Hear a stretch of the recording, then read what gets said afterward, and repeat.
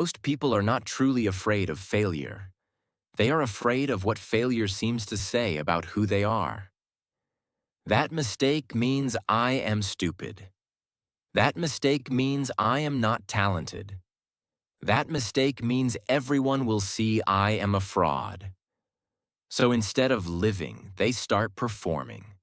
They avoid new things. They only do what they are already good at.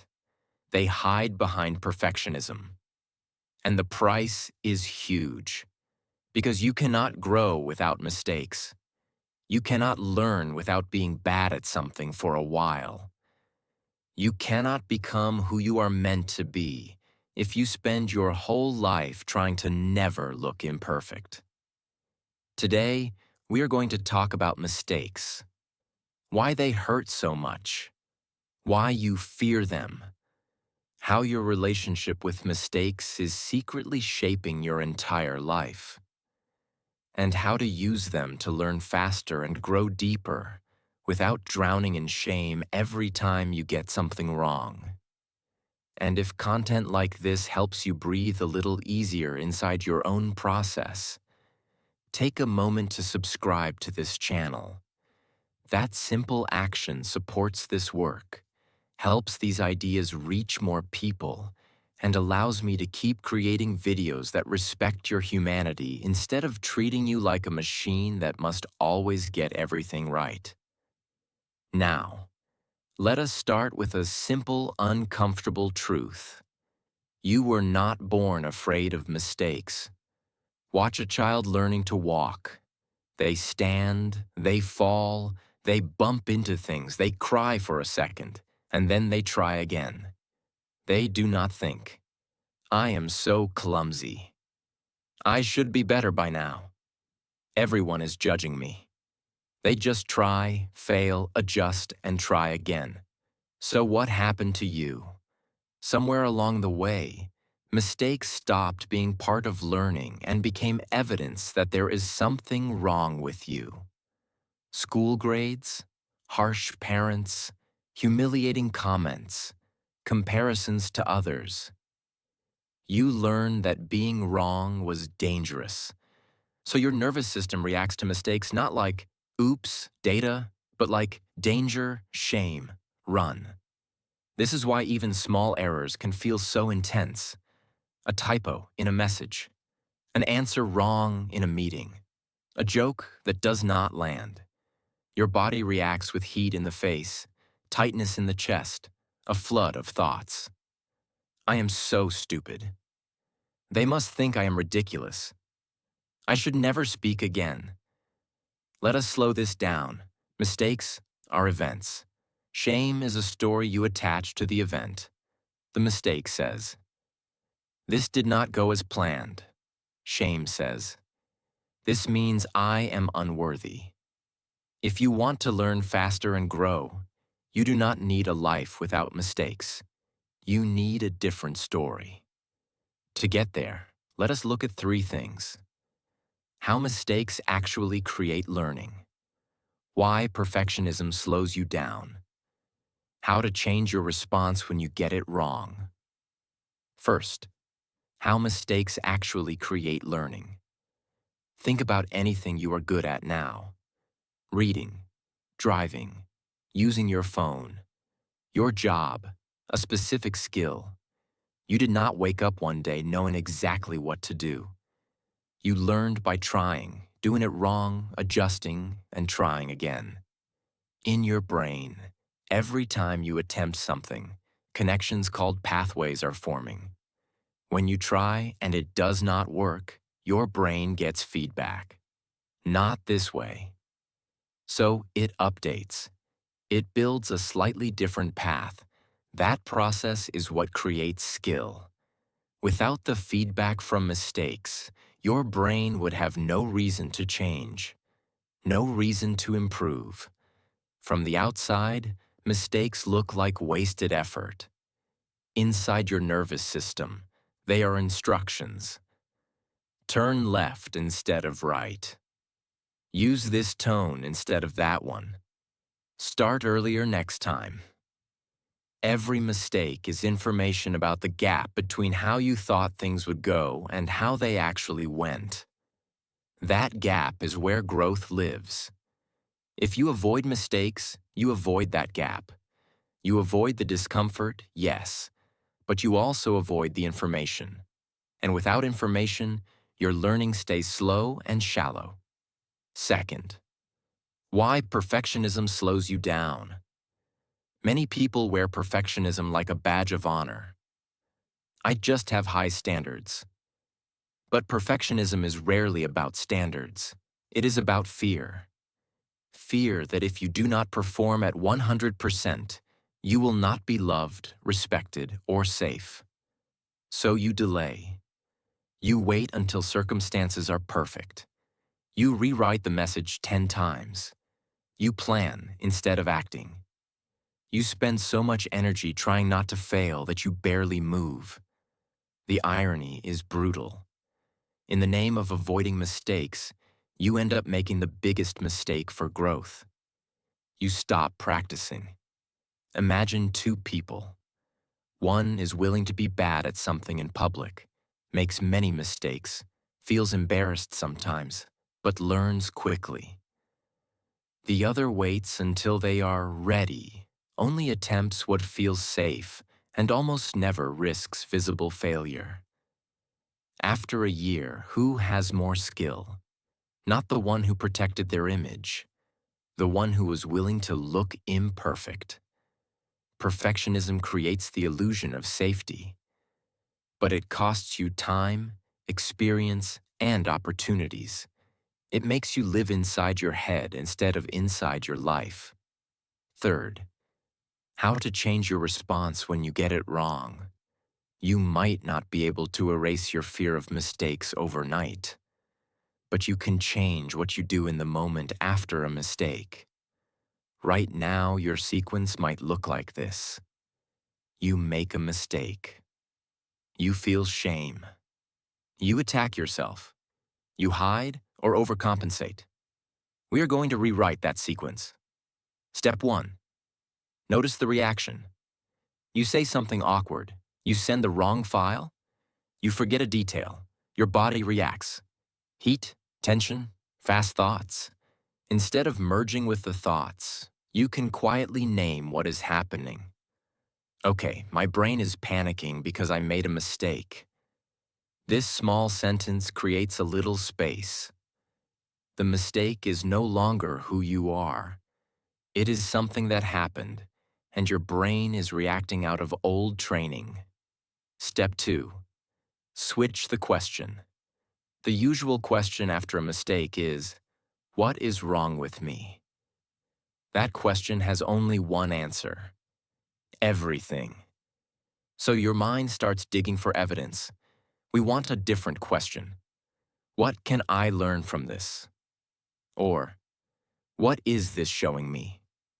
If you are late to a meeting instead of, I am so irresponsible, you might ask, what does this show me about how I plan time?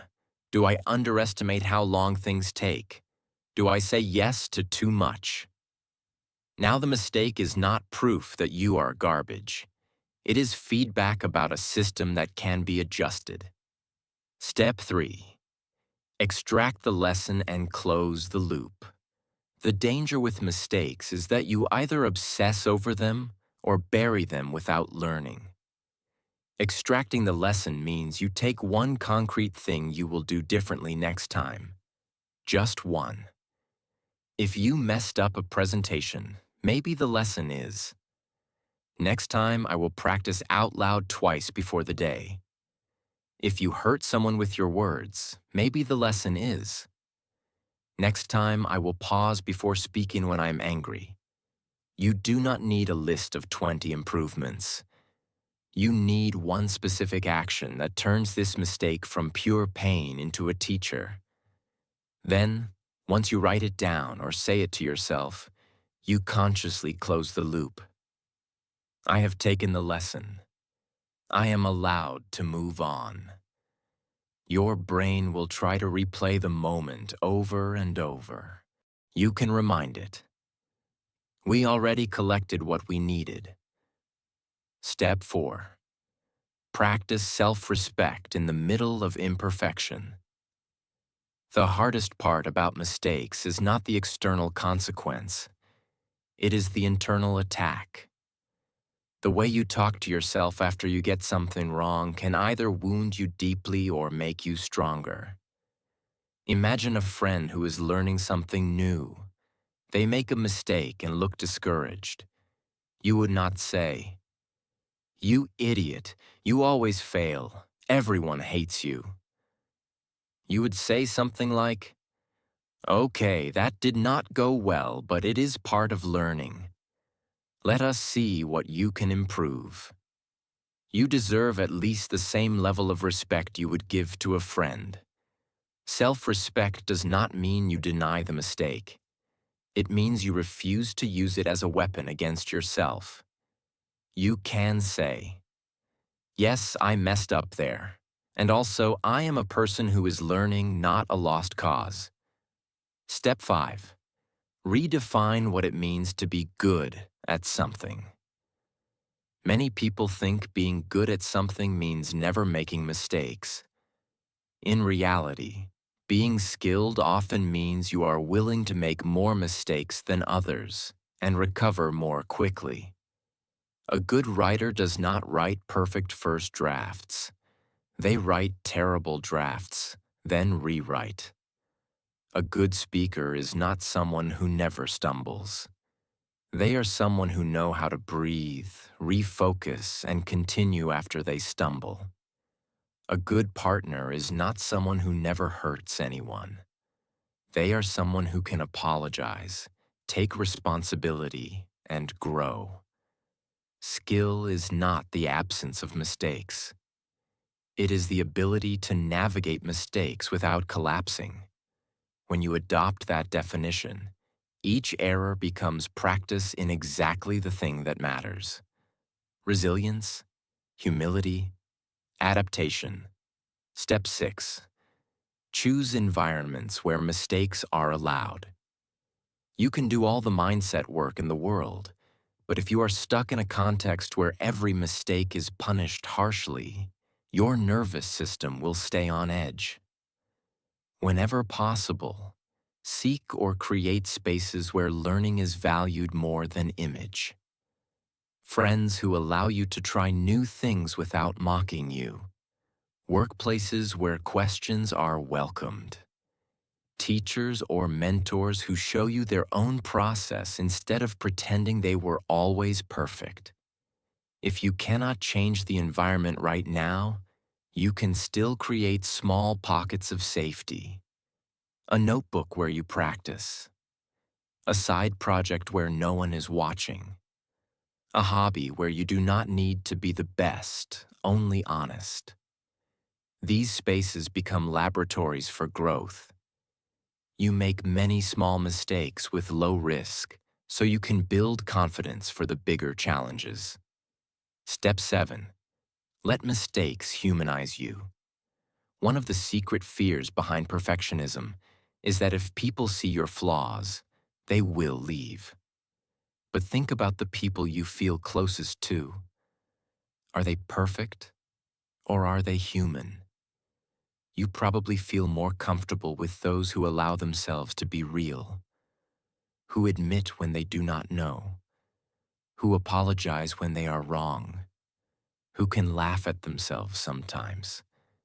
Mistakes, handled with honesty, do not always push people away. Often they bring people closer. They show that you are not a cold machine. You are a person who is trying. When you own your mistake instead of hiding it or blaming others, you build trust.